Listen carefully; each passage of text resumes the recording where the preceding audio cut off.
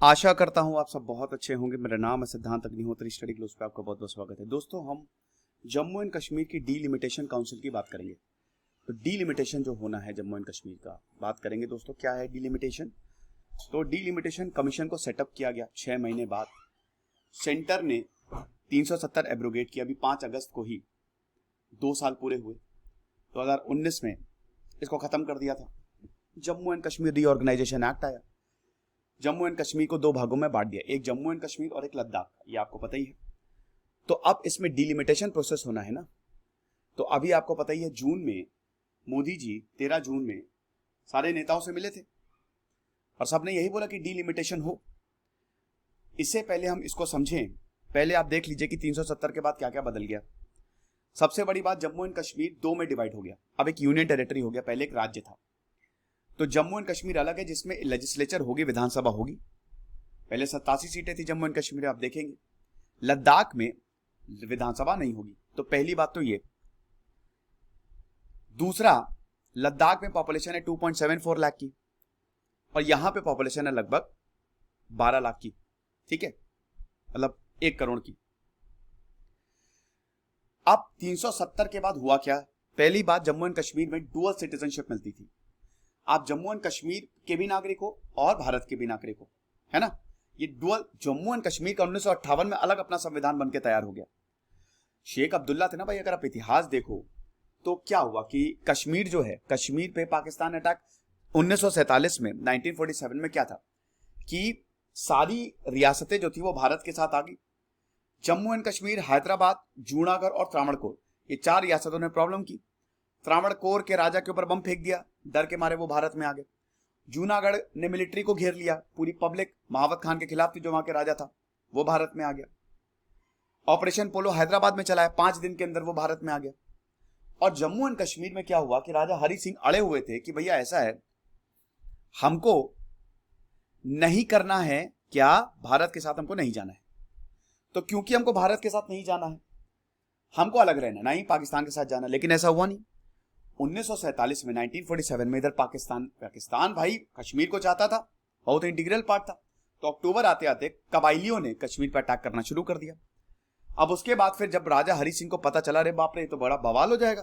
तो फिर सरदार वल्लभ भाई पटेल है, सरदार वल्लभ भाई पटेल, वीके, उनकी तरफ से वीपी मेनन आए थे। तो वीपी मेनन, सरदार वल्लभ भाई पटेल और जवाहरलाल नेहरू, इन तीनों का काम भारत को रीऑर्गेनाइज करने में बहुत बड़ा है। स्पेशली वल्लभ भाई पटेल का, वल्लभ भाई पटेल और वीपी मेनन, इन दोनों ने शानदार काम किया। वीपी मेनन वल्लभ भाई पटेल के सेक्रेटरी थे।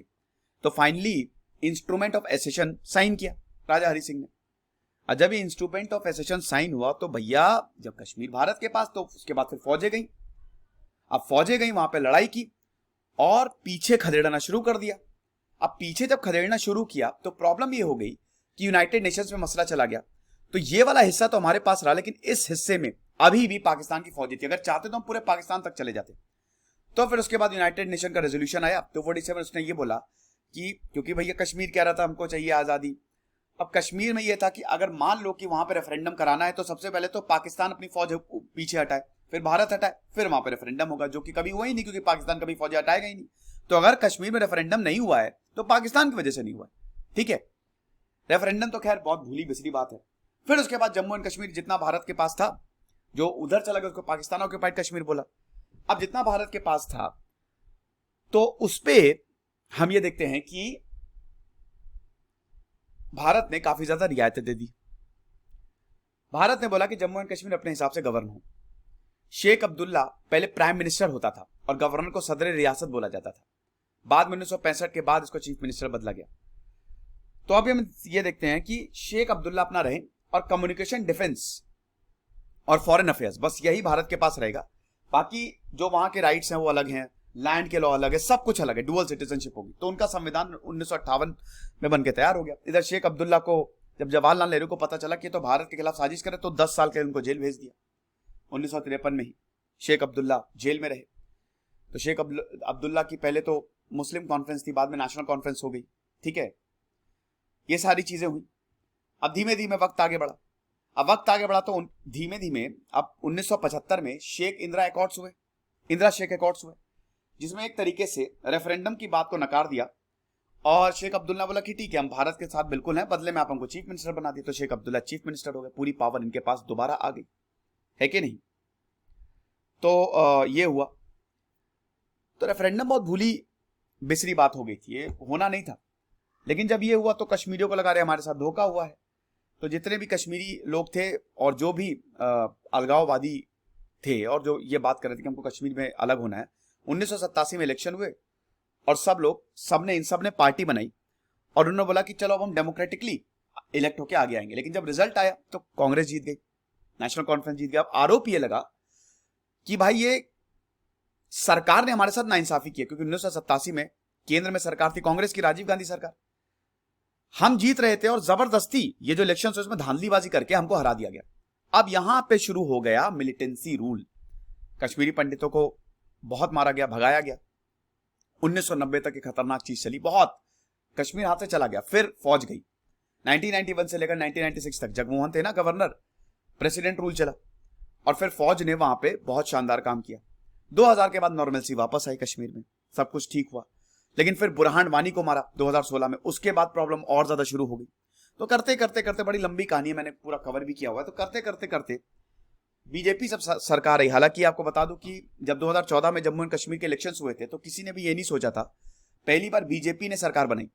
बीजेपी और पीडीपी, मुफ्ती मोहम्मद महबूबा मुफ्ती ने, मुफ्ती मोहम्मद बोल रहा हूं, उनके तो पिताजी थे, महबूबा मुफ्ती ने सरकार बनाई। महबूबा मुफ्ती और बीजेपी ने मिलकर सरकार बनाई। अब प्रॉब्लम ये हो गया, दोनों लोगों का आइडियोलॉजिकल डिफरेंस, फिर उसके बाद प्रेसिडेंट रूल। लेकिन फिर 2019 में धमाका कर दिया और यहां पे 370 को एब्रोगेट कर दिया। पर्सनली माने तो मैं 370 के फेवर में कभी नहीं था। हालांकि बहुत एक्सपर्ट्स का ये भी माना कि एक पुल था, एक ब्रिज था, लेकिन अब ये पुल जो है वो तोड़ दिया गया। तो 370 को हटा दिया गया और उसके बाद जम्मू एंड कश्मीर का स्टेटस बदल गया कि पहली बात तो कोई डुअल सिटीजनशिप नहीं है।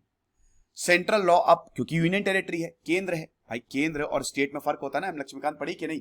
जिन्होंने मेरा फाउंडेशन कोर्स लिया उसमें मैंने पूरा पढ़ा है, ऐसे भी फ्री के लेक्चर्स भी यूट्यूब पे अवेलेबल है। तो central law they directly apply. Jammu and Kashmir के लिए कोई सेपरेट लॉ नहीं है। इंडियन सिटीजन जो हैं they can by land and property. अब 2 झंडे पहले जम्मू एंड कश्मीर के अलग झंडा था, भारत का अलग झंडा है, तिरंगा है, अलग अलग था। लेकिन अब ऐसा नहीं था। और पहले भारत का कोई भी नागरिक यहां पे भूमि नहीं खरीद सकता था, लैंड नहीं खरीद सकता था, ठीक है। और अब इंडियन सिटीजन जो हैं वो लैंड एंड प्रॉपर्टी बाय कर सकते हैं। वैसे आपको बता दूं कि जो शेड्यूल 6 में है उसमें भी यही चीज है। 6 शेड्यूल में भी आसाम, त्रिपुरा, मेघालय, मिजोरम आते हैं ना, वहां पे भी यही है कि लैंड नहीं। वहां पे कल्चर को बचाने के लिए ऐसा किया जाता है। हिमाचल प्रदेश में भी जो बाहर के है वो लैंड नहीं खरीद सकते, क्योंकि अगर लैंड खरीदना शुरू कर दिया, खुद समझिए, तब तो बर्बाद कर देंगे पूरे इकोलॉजी, इन्वायरमेंट खत्म। समझ रहे हो ना? तो ये चीज हो जाएगी। तो हर 5 साल में इलेक्शन होने हैं। अब हर 5 साल में वैसे भी तो सेंटर जो है वो फाइनेंशियल इमरजेंसी लगा सकता है। पहले 3 तरीके की इमरजेंसी होती है, article 352 national emergency, 356 state emergency. State emergency तो 100 से ज्यादा बार लगाई गई है, सबसे पहले पंजाब में लगाई गई थी। और फाइनेंशियल इमरजेंसी आर्टिकल 360 जो आज एक बार भी नहीं लगाई गई है। तो पुलिस जो है अब वो सेंटर मैनेज करेगी। यूनियन टेरिटरी के सारे प्रोविजंस यहां पे लागू होंगे। पुलिस एक स्टेट सब्जेक्ट है, ठीक है ना। 3 लिस्ट है ना, यूनियन लिस्ट, कंकरेंट लिस्ट और स्टेट लिस्ट। तो सबसे पहली तो बात यह है कि डीलिमिटेशन का मतलब क्या है। डीलिमिटेशन का मतलब होता है रीड्रॉइंग ऑफ बाउंड्रीज। अब इसमें एक बैठती है कमीशन, डीलिमिट, लिमिट, दोबारा से लिमिट सेट करना, इसको बाउंड्री कमीशन भी बोला जाता है। सर क्यों बाउंड्री सेट, क्यों बाउंड्री, क्या बढ़ा दिया जाएगा? नहीं नहीं, बढ़ाया कुछ नहीं जाता है, बस सीटें बढ़ाई जाती हैं फर्ज के तौर पे। हर सेंसस के बाद होता है, हर 10 साल के बाद होता है। डीलिमिटेशन कमीशन जो है जम्मू एंड कश्मीर के 1952 में आया, 63, 73 और 2002 में आया, ठीक है। तो अब ऐसा इसलिए है कि देखो बेटा क्या होना है कि हर 10, जैसे कंस्टिट्यूएंसी हमारी, ठीक है। अब अगर आप लोकसभा की बात करते हो तो लोकसभा के जो इलेक्शंस होते हैं, जनरल इलेक्शंस होते हैं, उसमें क्या है, पूरा देश है, उसको पार्ट्स में डिवाइड करते हैं, उसी को कंस्टिट्यूएंसी बोला जाता है। विधानसभा के इलेक्शन होंगे तो राज्य को पार्ट्स में डिवाइड किया जाता है, उसको कंस्टिट्यूएंसी बोला जाता है। म्युनिसिपल के इलेक्शंस होंगे तो एक डिस्ट्रिक्ट को डिवाइड किया जाता है, उसको वार्ड्स बोला जाता है। तो एक पर्टिकुलर, मतलब जैसे मान लो कि लखनऊ एक कंस्टिट्यूएंसी, लखनऊ में एक सीट है, तो लखनऊ पे एक सीट के लिए हम चुनाव लड़ेंगे और हम वोट देंगे। विधानसभा में जैसे एक शहर में बहुत सारी सीटें हैं, जैसे यूपी की विधानसभा की 404, यानी कि पूरे यूपी को 404 सीटों में डिवाइड किया। अब ध्यान से सुनो, अब जैसे हर 10-10 साल में क्या होता है, पॉपुलेशन बढ़ती है। जैसे 2002 में जितने हम थे वो अभी थोड़ी ना है। आजादी, जब हमारा देश आजाद हुआ तो 33 करोड़ के पास थे। अब उस समय लोकसभा सीटें भी कम थी, लेकिन अब हम आ गए हैं 140 करोड़ के बाद, तो हमारी पॉपुलेशन भी बढ़ी है ना। अब पॉपुलेशन बढ़ने का मतलब ये है कि अब क्योंकि पॉपुलेशन बढ़ी है तो हमको सीटें भी तो बढ़ानी पड़ेगी, क्योंकि हमारे यहां पॉपुलेशन के हिसाब से रिप्रेजेंटेशन है। जहां पे जितनी पॉपुलेशन उतनी ज्यादा सीटें।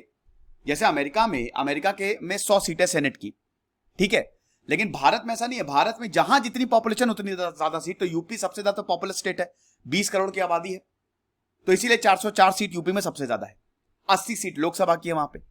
कहने का मतलब यह है कि जैसे मान लो कि मेरी एक कम्युनिटी है, अब 10 लोग हैं उसके, तो 10 लोग एक सीट पे दे देंगे, ठीक है। लेकिन अगर हर 10 साल में सेंसस होता है, अब मान लो कि 10 साल में वो 100 हो गए, फिर 10 साल में वो 1000 हो गए, ऐसे करते करते करते बहुत बढ़ गए, तो एक सीट थोड़ी ना, सीटें भी तो बढ़ानी पड़ेंगी ना, क्योंकि पॉपुलेशन बढ़ रहा है, दायरा बढ़ रहा है। तो इसीलिए हम हमेशा सीटें बढ़ाते हैं, बाउंड्रीज पे लिमिट सेट करते हैं, टेरिटोरियल कंस्टिट्यूएंसीज बनाते, इसको कहते हैं डीलिमिटेशन। ओके, तो डीलिमिटेशन कमीशन हमारा 1952, 63, 73, 2002, ये चीज है। अब जो डीलिमिटेशन कमीशन है वो 2026 तक, क्योंकि अभी जो प्रेजेंट कंस्टिट्यूएंसीज है 2001 में लास्ट बैठी थी, तो अब 2026 के बाद आप देखिएगा सीटें बढ़ाई जाएंगी। और अभी ये 2021 की पॉपुलेशन के सेंसस के हिसाब से होगा, तो अभी डीलिमिटेशन कमीशन बैठेगी और 2026 में आपको सीटें बढ़ी हुई देखने को मिलेगी। कश्मीर में भी यही है। ओके, तो ये चीज है। अभी आर्टिकल 82 ऑफ द कॉन्स्टिट्यूशन में आता है under delimitation act. Delimitation commission होती है, जिसका मैं आपको सब चीजें बता ही चुका हूं। तो इलेक्शन कमीशन के पास, उनके एम्प्लॉय के पास काफी ये लंबी चौड़ी एक्सरसाइज होती है। और सेंसस में डेटा आपके पास पूरा होता है, डिस्ट्रिक्ट, तहसील, ग्राम, न्यू बाउंड्रीज को डिमार्केट किया जाता है। 5 साल लग सकते हैं। तभी देखिए 2021 में अभी सेंसस होगा। हालांकि रिजल्ट 2022 में होना अभी था, लेकिन कोविड के कारण इसको एक्सटेंड कर दिया गया, तो अब 5 साल लगेंगे। तो 2021 में सेंसस होगा, बाउंड्री का सब डिलिमिटेशन कमीशन बैठेगी और 2026 में ये अपनी रिपोर्ट देगी और उस हिसाब से बाउंड्री को रिड्रॉ किया जाएगा। समझे आप? Very good. स्ट्रक्चर क्या होता है? इसमें एक चेयरमैन होता है जो कि रिटायर्ड जज होता है, जो कमीशन होती है, सुप्रीम कोर्ट का जज, chief election commissioner and any of the 2 election commissioner, ठीक है। 5 एमपीज एमएलएज को भी चूज किया जाता है। आर्टिकल 82 पार्लियामेंट कहता है डिलिमिटेशन एक्ट एवरी सेंसस, और आर्टिकल 170 स्टेट के लिए बोलता है। ओके, प्रेजेंट स्टेटस की बात करें तो वही है कि 2021 में होना है, ये कोविड के कारण सेंसस हो नहीं पाया, तो 2026 में होगा। अच्छा, कश्मीर में पॉलिटिकल पार्टी ज्यादा डिलिमिटेशन के फेवर में नहीं है। उसका रीजन है, देखो जम्मू एंड कश्मीर में कश्मीर घाटी है। 2014 में जब इलेक्शन हुए तो कश्मीर, जम्मू में तो सीटें मिली थी, 87 सीटें थी ना विधानसभा में, भूल गया कितनी सीटें मिली थी, लेकिन बीजेपी को अच्छी खासी सीटें मिली थी। लेकिन घाटी में एक भी सीटें नहीं मिली थी। मुस्लिम पॉपुलेशन है कश्मीर में, तो अब यहां पे ये है कि अगर हम सीटें बढ़ा रहे हैं तो हिंदू पॉपुलेशन बढ़ी है, तो अगर मान लो सीटें बढ़ेंगी जम्मू में, तो भाई ये पॉपुलेशन के हिसाब से बढ़ेगी ना, यानी कि जो हिंदू का वोट है वो हो सकता है बीजेपी को चला जाए या किसी और को चला जाए, हमारा वोट कट सकता है। तो इसीलिए यहां पे बोला जा रहा है कि डिलिमिटेशन कराने की ऐसा सच जरूरत नहीं है, जब मोदी जी सबसे मिले थे, ठीक है। तो ये सारी चीजें हैं। तो डिलिमिटेशन वही आर्टिकल 82 ऑफ द कॉन्स्टिट्यूशन हर 10 साल में होता है। यूनियन गवर्नमेंट एक डिलिमिटेशन कमीशन बनाती है, रिटायर्ड सुप्रीम कोर्ट जज उसको पूरा देखते हैं। उसके बाद फिर डेटा और जो भी सीट्स हैं, मीटिंग्स, सारे के सारे स्टेक होल्डर्स के साथ होती है, रिपोर्ट पब्लिश की जाती है, देन देयर इज डिलिमिटेशन। बताओ, with reference to the delimitation commission consider the following statement. Delimitation commission, ये स्टेटमेंट आप बताइए। Orders of delimitation commission can not be challenged in a court of law. ये बिल्कुल सही बात है, कोर्ट में चैलेंज इसको नहीं कर सकते। पता चला कोर्ट में चैलेंज का मामला अटक गया, ये बहुत जरूरी है ना। When the orders of the delimitation commission are laid before the Lok Sabha और state legislative assembly, they cannot affect any modification in the order। ये बिल्कुल सही बात है। एक बार ऑर्डर पास हो गया फिर मॉडिफिकेशन नहीं हो सकता, तो दोनों ही सही है। C is the correct answer. Delimitation के बारे में आप अच्छे से बता देंगे, डिलिमिटेशन है क्या, कितनी बार डिलिमिटेशन कैरी हुआ है जम्मू एंड कश्मीर में, ये भी आप बता देंगे, लेकिन इसमें आपको थोड़ा सा अच्छे से समझाना पड़ेगा। पहली बात तो थोड़ा सा हिस्ट्री बता दीजिएगा, अभी जो प्रेजेंट सिनेरियो चल रहा है वो बता दीजिएगा, बॉडी में ये आएगा, and then there is conclusion. Okay, खुश रहिए, पढ़ते रहिए। जैसे सिद्धांत तक नहीं होती साइनिंग।